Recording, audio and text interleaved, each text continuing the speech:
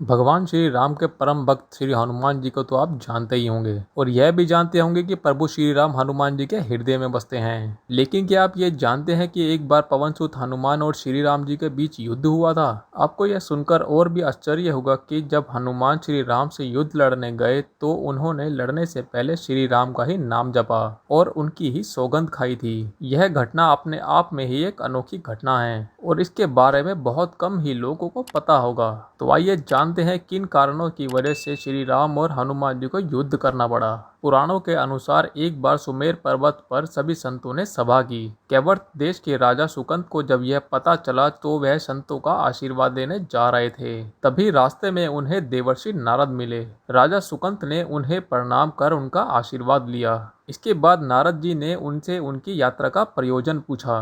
राजा सुकंत ने उन्हें संत सभा के आयोजन की बात बताई। इस पर नारद मुनि ने कहा कि अच्छा है, संतों की सभा में जरूर जाना चाहिए। ऐसा कहकर उन्होंने सुकंत को जाने का आदेश दे दिया। सुकंत जैसे ही सभा में जाने के लिए आगे बढ़े वैसे ही नारद जी ने उन्हें आवाज दी। इसके बाद उन्होंने राजा से कहा कि जिस सभा में आप जा रहे हैं वहां सभी को प्रणाम करना, लेकिन ऋषि विश्वामित्र का अभिनंदन बिल्कुल मत करना। इस पर सुकंत बहुत ही अचरज में पड़ गए और उन्होंने उससे पूछा कि ऐसा करना उचित है। तब नारद जी ने कहा कि वे पहले राजा थे, बाद में संत बने और आप भी राजा हैं। राजा सुकंत ने नारद जी की बात मान ली और सभा में पहुंचकर उन्होंने वैसा ही किया। सभा के समाप्त होते ही विश्वामित्र श्री राम के पास पहुंचे और अपने साथ सुकंत द्वारा किए गए अपमान की चर्चा की। उन्होंने कहा कि ये संत परंपरा का अपमान है, लेकिन विश्वामित्र जी ने अपमान करने वाले का नाम नहीं लिया। इस पर श्री राम जी ने पूछा कि किसने किया आपका अपमान। तब विश्वामित्र जी ने कहा कि आप जानकर क्या करेंगे। इस पर श्री राम जी ने कहा कि गुरु जी, आपके चरणों की सौगंध लेकर प्रतिज्ञा करता हूँ कि जिसका सिर आपके चरणों में नहीं झुका उसका सिर काट दूंगा। भगवान श्री राम की इस सौगंध का जैसे ही राजा सुकंत को पता चला वह नारद मुनि को ढूंढने लगे, लेकिन नारद मुनि उन्हें नहीं मिले तो वह व्याकुल होकर रोने लगे। तब नारद जी उनके समक्ष प्रकट हुए। तब सुकंत ने सारी व्यथा उन्हें सुना दी। यह सुनते ही नारद जी ने उन्हें माता अंजनी के शरण में जाने की सलाह दी और यह भी कह दिया कि माता ने आपको बचाने का वचन दे दिया तो तुम बच जाओगे। लेकिन यह भी कहा कि वह किसी को यह नहीं बताएंगे कि यह सलाह उन्हें नारद ने दी है। राजा सुकंत तुरंत बजरंगबली के घर के बाहर जाकर रोने लगे और उनके रोने की आवाज़ सुनकर माता अंजनी बाहर आई तो सुकंत ने कहा, माता मुझे बचा लीजिए, अन्यथा विश्वामित्र मुझे मार डालेंगे। इस पर माता अंजनी ने सुकंत को उनके प्राण बचाने का वचन दिया। उन्होंने कहा कि तुम हनुमान की शरण में हो, तुम्हें कोई नहीं मार सकता। इसके बाद राजा सुकंत को विश्राम करने के लिए कहा। शाम ढलते ही जब हनुमान जी माता अंजनी के पास पहुंचे तो उन्होंने सारी बात बताई, लेकिन सुकंत को बुलाने से पहले हनुमान जी से कहा कि तुम पहले सौगंध लो। तब हनुमान जी ने कहा कि मैं श्री राम के चरणों की सौगंध लेता हूँ कि वह सुकंत के प्राणों की रक्षा करेंगे। तब माता अंजनी ने राजा सुकंत को बुलाया। हनुमान जी ने पूछा कि आपको कौन मारना चाहता है। तब सुकंत ने बताया कि उन्हें भगवान श्री राम मारने वाले हैं। इतना सुनते ही माता अंजनी हैरान रह गई। उन्होंने कहा कि आपने तो विश्वामित्र जी का नाम लिया था। तब राजा ने कहा कि नहीं, वह तो मरवाना चाहते हैं, लेकिन मारेंगे तो भगवान श्री राम ही। हनुमान जी ने राजा सुकंत को उनकी राजधानी में छोड़ा और श्री राम के दरबार पहुंचे। वहां पहुंचकर उन्होंने श्री राम से पूछा कि वह कहां जा रहे हैं। तब श्री राम ने बताया कि वह राजा सुकंत का वध करने जा रहे हैं। तब हनुमान जी ने कहा, प्रभु उन्हें मत मारिए।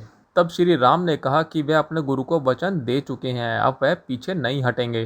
हनुमान जी ने कहा, प्रभु मैंने सुकंत के प्राणों की रक्षा करने के लिए अपने इष्ट देव यानी आपकी सौगंध ली है। तब भगवान राम ने कहा कि तुम अपना वचन निभाओ, मैं अपना वचन निभाऊंगा। हनुमान जी राजा सुकंत को लेकर पर्वत पहुंचे और राम नाम का कीर्तन करने लगे। उधर श्री राम राजा सुकंत को मारने के लिए उनकी राजधानी पहुंचे, लेकिन वह वहां नहीं मिले तो वह उन्हें ढूंढते हुए पर्वत पर पहुंचे। वहां हनुमान जी राम नाम का जप कर रहे थे। श्री राम को देखते ही सुकंत डर गए।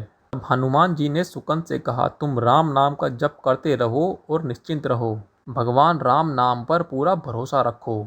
लेकिन वे काफी डरे हुए थे, तो हनुमान जी ने सुकंत को राम नाम के मंत्र के घेरे में बिठा दिया। इसके बाद राम नाम जपने लगे। श्री राम ने राजा सुकंत को देखकर जब बाण चलाना शुरू किया तो वह राम नाम के मंत्र के आगे विफल हो जाते। राम जी हताश हो गए कि वह अब क्या करें। यह दृश्य देखकर लक्ष्मण जी को लगा कि हनुमान जी भगवान राम को परेशान कर रहे हैं, तो उन्होंने स्वयं ही हनुमान जी पर बाण चला दिया। लेकिन उस बाण से हनुमान जी नहीं, भगवान श्री राम मूर्छित हो गए, क्योंकि हनुमान जी के हृदय में श्री राम जी थे। श्री राम को जैसे ही होश आया वह हनुमान जी की ओर दौड़े। उन्होंने देखा कि उनकी छाती से रक्त बह रहा है। वह हनुमान जी का दर्द देख नहीं पा रहे थे। वह बार बार उनकी छाती पर हाथ रखते और आंख बंद कर लेते थे। हनुमान जी को जैसे ही होश आया उन्होंने देखा कि भगवान श्री राम आंखें बंद करके बार बार हनुमान जी की छाती पर हाथ रख रहे थे। और इसी मौके पर हनुमान जी ने सुकंत को पीछे से निकाल दिया।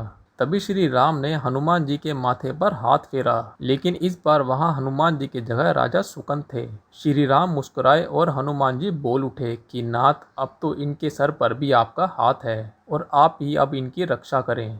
तब श्री राम जी ने हनुमान जी से कहा, जिसे तुम अपनी गोद में बिठा लो उसके सिर पर तो हाथ रखना ही पड़ेगा। लेकिन गुरु जी को क्या जवाब देंगे। तभी हनुमान जी को विश्वामित्र जी सामने से आते दिखाई पड़े। उन्होंने राजा सुकंत से कहा कि तब प्रणाम नहीं करा तो अब कर लो। राजा ने दौड़कर विश्वामित्र जी का अभिनंदन किया और वह भी प्रसन्न हो गए और बोले, राम इसे क्षमा कर दो।